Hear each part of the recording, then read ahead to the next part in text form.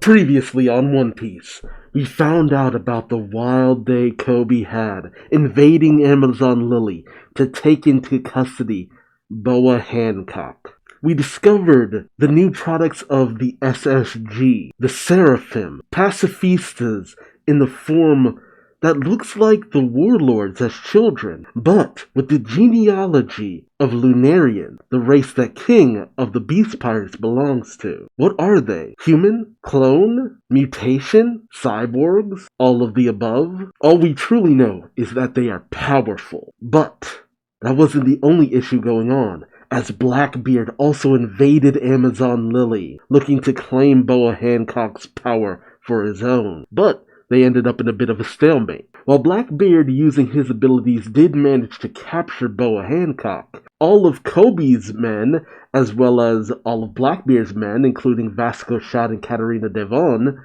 were all turned to stone by Boa Hancock. And Boa warned Blackbeard, should she die, they would be stoned eternally. Even someone gaining her powers would not be able to turn them back. Kobe pleaded with Blackbeard to let Boa free his men. And Blackbeard was curious as to whether or not Kobe would go along with this, especially since they were both involved in the Rocky Port incident, the same incident that Law apparently was the mastermind behind. Blackbeard was ready to kill Boa and be done with it, but the arrival of Silver's Rayleigh put an end to this, and he doled out negotiations. We also discovered that Shaki was a former empress of Amazon Lily, the one before Boa Hancock, 2 generations back, but the one after Gloriosa, aka Elder Neon. And ultimately, towards the end of things, Boa Hancock wonders if she should leave Amazon Lily as not to put it in harm's way again. But things have taken an odd turn, as Kobe has seemingly been kidnapped by Blackbeard. Why and what for? Who knows? Maybe we'll find out in this chapter. Maybe we'll find out something else. The world has been put into turmoil. Let's see what happens next, shall we? I am digging this cover spread. I know this is a reference to a previous cover spread. I love that Oda keeps doing this from time to time, putting out cover spreads that are update to previous ones. I think it's a reference to one from back during the East Blue time, before they hit the Grand Line, I think. Love it. And I love how Jinbei is just more and more a natural part of the crew. Still hoping Carrot stowed away. I'm just saying, I'm still hoping Carrot stowed away or something. Oh, okay, he finally found out. Ooh, chapter 1060, Luffy's dream. So is he gonna tell the crew about it? Are we finally gonna find out what his dream is? But Luffy screams as the Thousand Sunny sails across the waves. No way, it's not true. He wouldn't kill Vivi's dad. Sabo would never do that. I was wondering how long it would take before Luffy found out. Robin, reading the newspaper, says, I agree with you. Of course. The enemies of the Revolutionary Army are the world nobles, not the kings themselves. Which, again, is something that most people would know. We have the narrator. The revolutionaries declared war on the Celestial Dragon. Their chief of staff, Sabo, assassinated King Cobra of Alabaster, while the princess of that nation, Vivi, went missing. We still don't know where Vivi is. Luffy shouts, let's go to Alabaster right now. And Zoro, who's touching up his katana, says, I'm telling you, King Cobra's already dead. What are you going to do there? Vivi went missing in Marijoa. Luffy says, then let's go to Marijoa. And Caribou was in the barrel. Well, Carrot could be in another barrel, or in a box. Put the bunny back in the box! Then they knew he was there and it's all chained up, so they probably found him in a similar scene to before. So, I mean, hey, if we're doing repeat gags, Carrot's stowing away. I'm just saying. Caribou is thinking, huh? Going to Marijoa? Dang, I can't really hear them. And then Caribou's barrel gets knocked over and it's just like, ah! And Zoro shouts, that's the home turf of the enemy, you idiot. You want to fight Navy headquarters? And Luffy shouts, yeah, I do. Are you scared of something, Zoro? Zoro shouts, I'm saying we've got nothing to go off of. Chill out, Luffy. Sanji, meanwhile, is crying. I wonder how Vivi feels about this. Where is she now? Please be alright. And Chopper's also crying. Vivi's dad is dead? He was so nice to a bunch of pirates like us. And he thinks back to when Cobra thanked them for everything they did. Yeah, that is a bummer. Usopp shouts, yeah, you'll never meet a better king. Nami is pacing back and forth saying, worrying about Vivi, worrying about her feelings, worrying about Vivi. Meanwhile, the ones who had never met Vivi, Jinbei, Frankie, and Brooke chime in.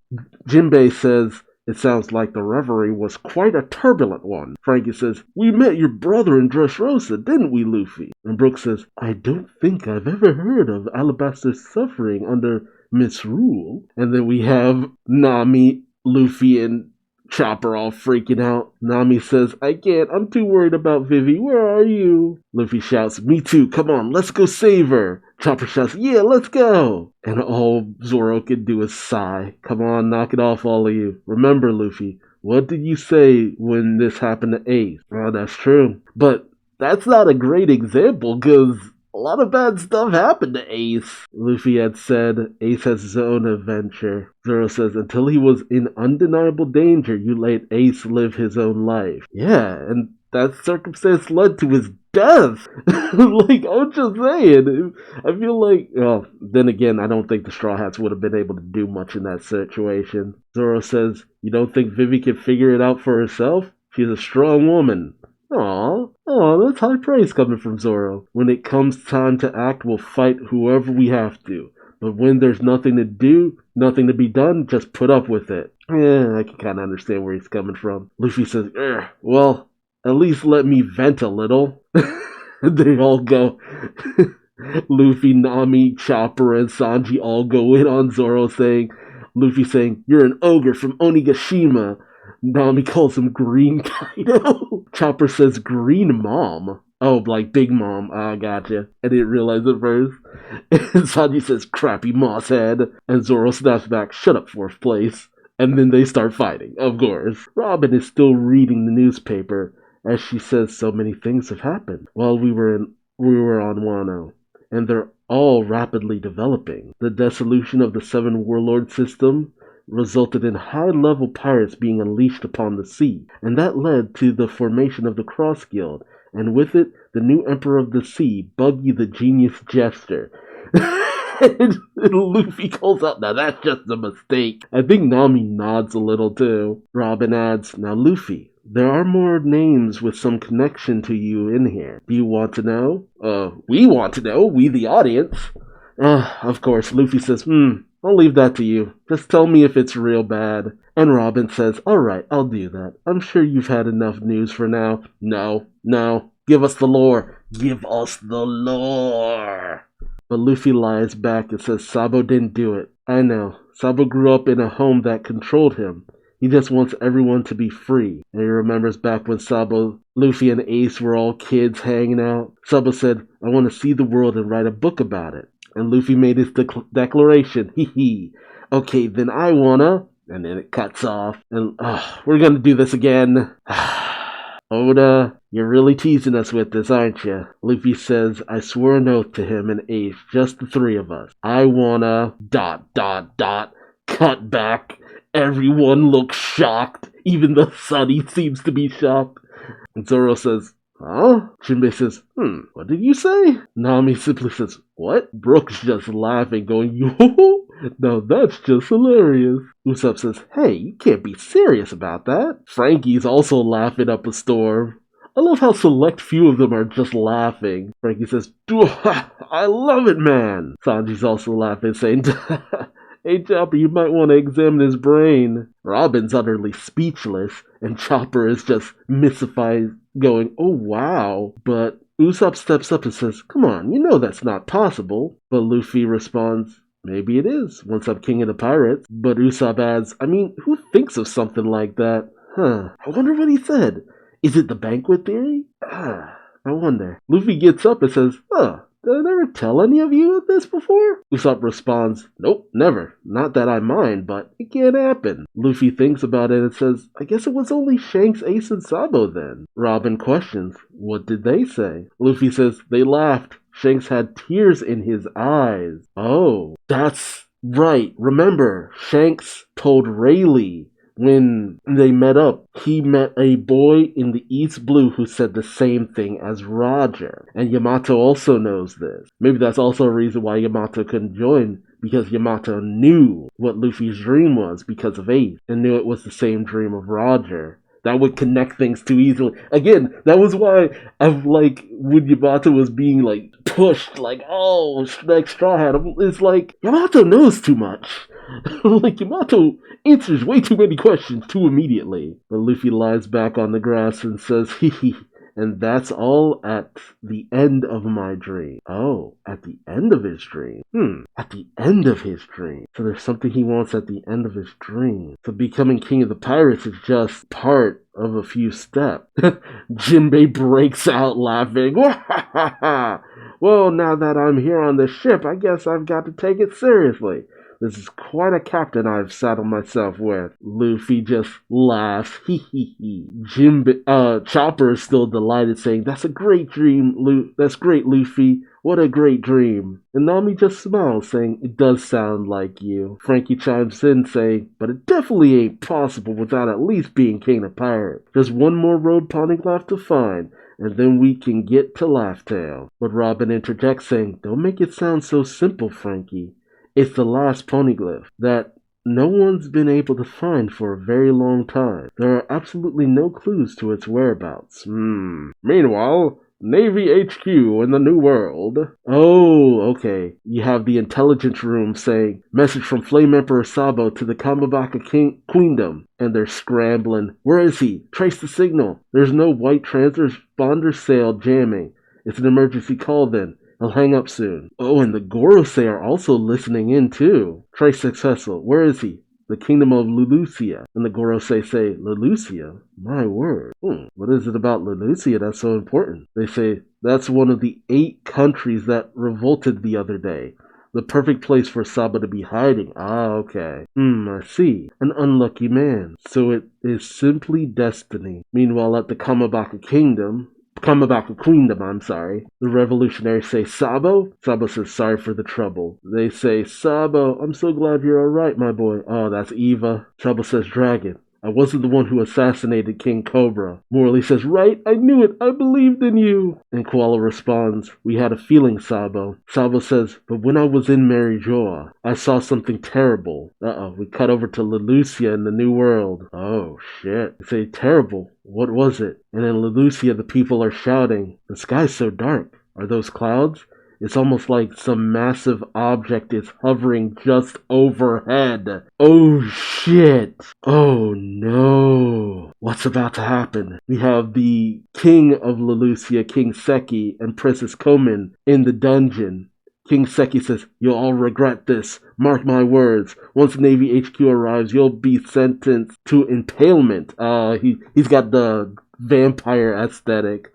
Vlad the Impaler kind of situation. Koman says, let me kill them too, Papa. These scum must pay the price. And the people who have rebelled say, confess your crimes, your Seki. We don't want to have to take your lives. But then we see Eam-sama, who has been listening into all of this. They're observing some kind of map or something. As Sabo's on the transponder sail saying, the empty throne in Pangea Castle. Oh, he saw Eam! And Eam marks off Lulusia. Oh no. It's gonna disappear like God Valley. Someone says, communications cut off the transponder snail. And someone says, huh? Sabo shouts, the throne that's supposed to remain empty, forever empty, because there's no king of the world actually has. Oh shit. And someone says, communications, listen to me. You did not detect anything today. You did not intercept anything. The kingdom of Lulusia, that country, never existed in the first place. And you see something ominous in the clouds above Lulusia. A young girl says, I'm scared, Daddy. And one of the girls looks like Moda. I think this was the kingdom that the revolutionaries freed when we first were introduced to the revolutionary officers. Sabo notices a light shining in the sky. Everyone does. All they can do is shield their eyes.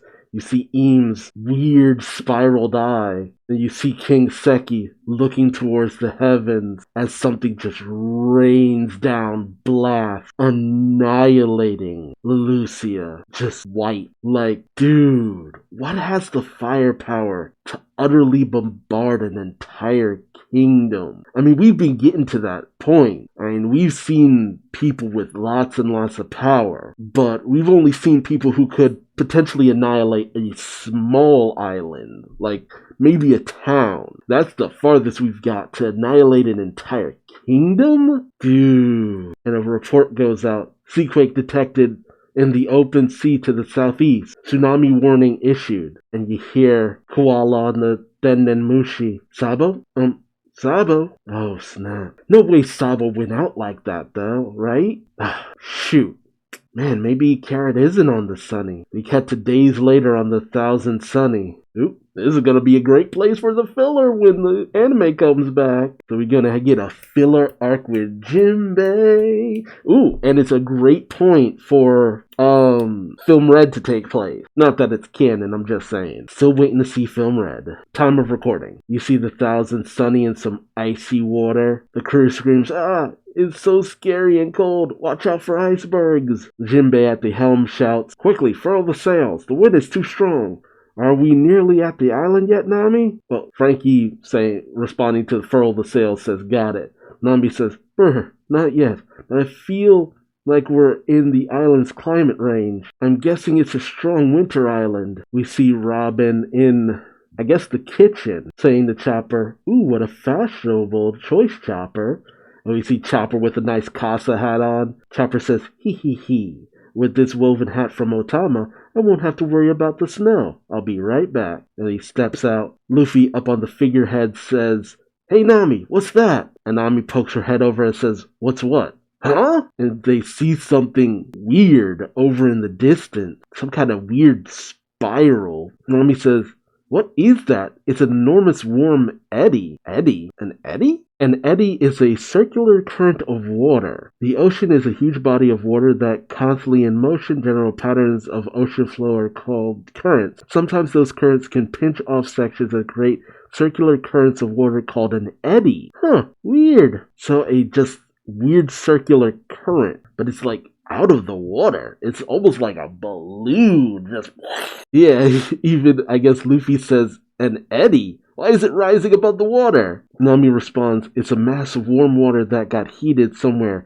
and now is being pushed upward." Whoa. Brook responds, "Ooh, it looks like an afro." Nami turns to Jinbei and says, "What kind of temp difference does that? Get us out of here, Jinbei, before we get sucked in." Jinbei says, "I'm on it." But Luffy says, "Wait, someone's inside the water." "Oh, I see on the page who it is. Nice." Luffy says, "That can't be right. Is it a mermaid?" Sanji says, "No, it's true." Oh, I guess Nami is the one who said that can't be right. Is that a mermaid? Sanji says, "No, it's true. I can hear a lady screams." Nami looks shocked. "From inside the water?" No, if anyone could do it, it'd be Sanji. Nami says, "Are you serious?" "Not a joke. But what will we do about it if it's true?" Zoro readies his katana, Enma of course, and says, "Cut it open." Sanji says, "If you graze a single hair on her head, I'll fry you alive." And Zoro just does one sword style. Bird dance! And he just slices through the massive water, just like that. I mean, he's cut through Pico with as much ability, so they shout, "He cut through it!" And as Chopper steps out, he says, "Hey guys, what's all the fuss? Don't worry, Woven Hat Choppermon is on the sea." Ah! And he gets blown over saying, "The wind's too strong."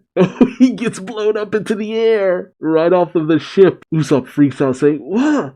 What did you even come out here for, Chopper?" Luffy extends his arm and grabs Chopper, but Luffy also gets blown off as Usopp says, "Not you too!" But they get blown in the direction of the figure who was inside of the eddy, and out pops Jewelry Bonnie. As Usopp responds, "A little kid popped out." And the narration says, "Worst generation, the glutton. Jewelry Bonnie. Bounty 320 million. Alright, at this point, the Straw Hats have almost officially had some kind of adventure involving almost every member of the worst generation. I mean, they still need to face off against Blackbeard, and they haven't come into contact with a Rouge, but that's about it. I was waiting for that. I've said it before, I was waiting for Jewelry Bonnie to have some kind of interaction with the Straw Hat. And considering that she was at Marijoa when everything went down, she can fill them all in. Have they kept Caribou in that barrel this entire time? How many days have passed? Was Carrot really not on the ship? Dang, I really thought at some point we were gonna get an answer as to what happened with Carrot, because we got an answer as to the whole Yamato situation and them not saying goodbye and stuff, but it doesn't seem like they said anything to the Minx either, and they had this whole big adventure with Carrot and everything, and we didn't even get that toast with Jinbei we were promised. Oh, that's a bummer. Man, what wiped out Leloucia? Ooh, maybe it was one of the ancient weapons, Uranus. Maybe it was Pluton. No, Pluton's buried beneath Wano, never mind. But yeah, that's the only weapon we know nothing about. And I've heard people say that Uranus is the god of the sky, so I thought maybe it was in a sky island. Maybe it's associated with a sky island. They wiped out an entire kingdom just like that. Because of what Sabo found out, and because it was a revolution. Well, a place that had an uprising there, just like, just wipe it out. Gee. And what is Luffy's dream? I guess we'll find out at the end of the story. And then there's Vivi. What happened to Vivi? It didn't seem like she was with Sabo. And is Cobra really dead? Man, some real mysteries going on. If you have any thoughts, let me know in the comments section below. It's really hard to tell because we don't really have much in the realm of suspect. It's obvious that Cobra was taken out at the request of Eam or the Gorosei. Maybe it was Lucci? I mean, CP0 filling out duties. What could have happened to Vivi? But it's very obvious Jewelry Bonnie being here, she can fill in a lot of detail. And the fact that she wasn't with the army when they got Kuma. Because she wanted to save Kuma, didn't she? But as Zora was saying, they didn't really have much of in terms of a lead to rescue Sabo or seize Sabo or help Vivi or anything. Jewelry Bonnie is that lead. See, I've heard people complain about the fact that Robin keeps so much to herself, but this is straight up why. Because otherwise Luffy doesn't give a damn. It's just like, tell me if it's important. Oh no, tell me if it's bad. Luffy doesn't care if it's important. Robin outright says, oh, there's stories about other people related to you. Do you want to know? Well, yeah, whatever. Like, god damn it. Luffy's dream is probably like some massive feast around the world or something like that.